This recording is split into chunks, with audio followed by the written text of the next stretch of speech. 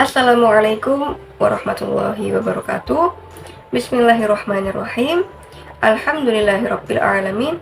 Assalatu wassalamu ala Rasulillahi wa ala alihi washabihi wa mawalah. Amma ba'd. Yang terhormat kepada Bapak Ulfi Putrasani M. Hum selaku dosen pengampu mata kuliah studi kitab tafsir pertengahan modern, dan juga teman-teman sekalian yang saya banggakan. Nah, pada video kali ini saya Tiara dengan NIM 53020210074.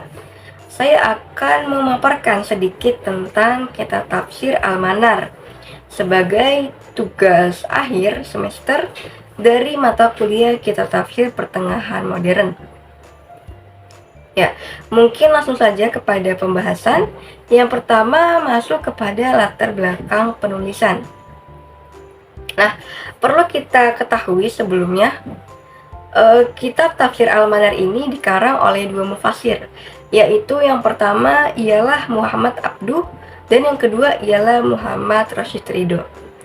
Dan mereka berdua ini saling mempunyai hubungan, yaitu antara guru dan murid. Jadi Muhammad Rashid Ridho ini merupakan murid dari Muhammad Abduh.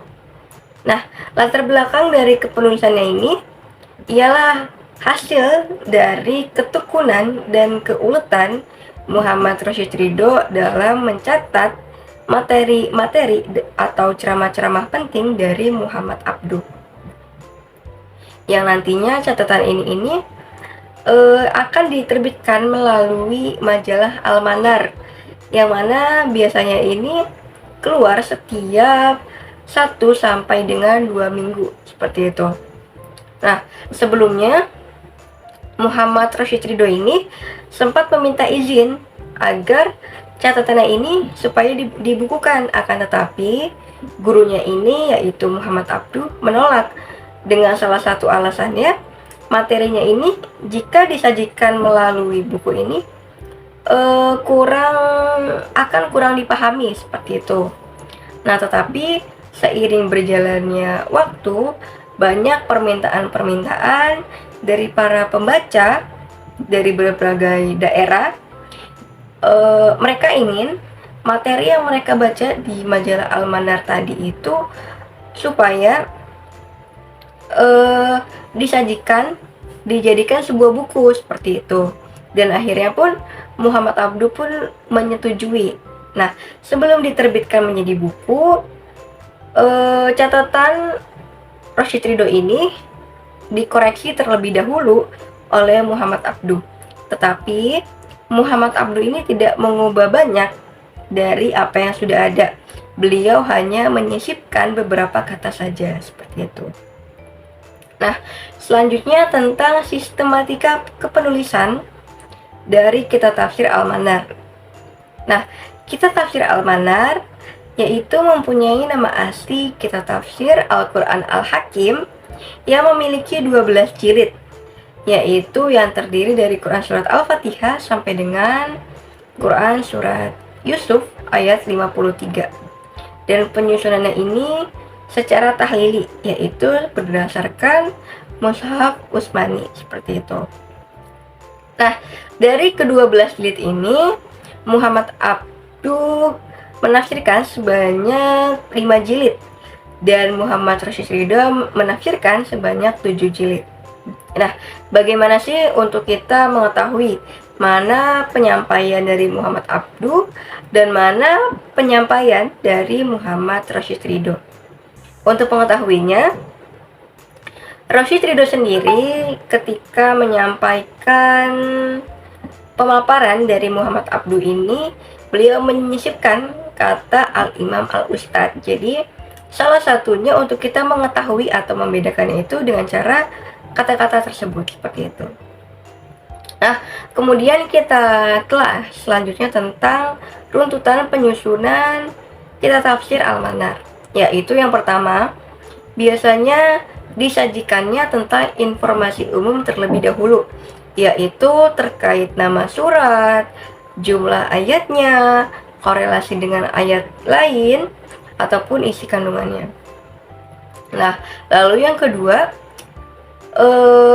biasanya ayat ataupun surat yang memiliki isi kandungan yang serupa itu dikelompokkan terlebih dahulu, kemudian barulah ditafsirkan seperti itu.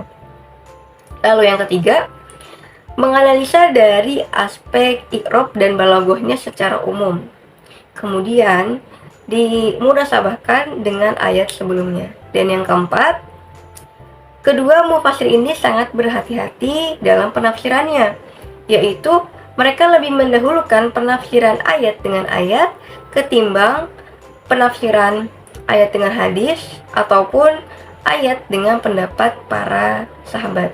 Jadi yang didahulukan itu penafsiran ayat dengan ayat, barulah kemudian yang lainnya, seperti itu. Dan yang kelima, penafsiran dalam kitab tafsir ini itu memakai wawasan yang luas, yang kebanyakan dikaitkan dengan konteks kesejarahan dan dikontekstualisasikan dengan zaman yang sekarang ini, seperti itu. Lalu yang keenam, juga membahas secara panjang tentang keistimewaan Al-Quran, yang terlebih kepada ibroh dan mau'izah di dalam Al-Quran itu sendiri. Dan yang ketujuh, di dalam penafsirannya juga melibatkan tentang kritikan terhadap penafsiran ulama klasik, terlebih tentang taklid, tentang kebodohan, tentang kemusyrikan, dan tentang kemunduran Islam itu sendiri.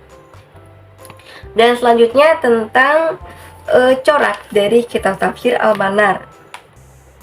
Nah, dari keempat corak yang kita ketahui, yaitu ada analisis, ada komparatif, ada global, dan juga ada tematik. Kitab tafsir Al-Manar ini dimayoritasi oleh corak adabi al-ijtimai, yang mana masih sebuah turunan dari corak analisis, seperti itu.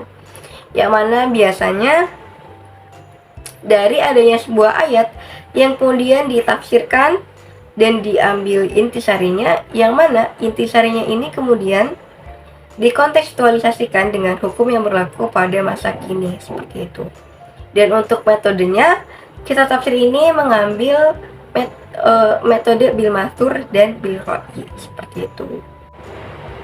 Baik, selanjutnya ialah kelebihan dan kekurangan dari kitab tafsir Al-Manar, yaitu kelebihan yang pertama, penafsirannya ini menggunakan pemahaman akal secara luas. Lalu yang kedua ialah menggunakan istilah-istilah yang mudah dipahami oleh orang-orang awam juga. Lalu selanjutnya, yang sekiranya ada ayat-ayat yang agak sulit dipahami, ini akan dijelaskan lagi dengan teori-teori ilmiah agar lebih mudah dipahami oleh orang-orang awam. Dan selanjutnya, penafsiran ini juga relevan untuk konteks di masa kini. Dan kekurangannya, salah satunya menurut Quraisy Shihab ialah adanya agak memaksakan untuk membenar-benarkan suatu teori ilmiah terhadap ayat Al-Quran. Jadi itu kurang ada korelasinya, tetapi agak dipaksakan, seperti itu. Nah, mungkin sekian yang dapat saya sampaikan. Mohon maaf bila masih banyak kesalahan, entah itu dalam pengucapan ataupun materi yang saya sampaikan. Hadanallahu wa iyyakum ajma'in. Billahi taufiq wal hidayah. Wassalamualaikum warahmatullahi wabarakatuh.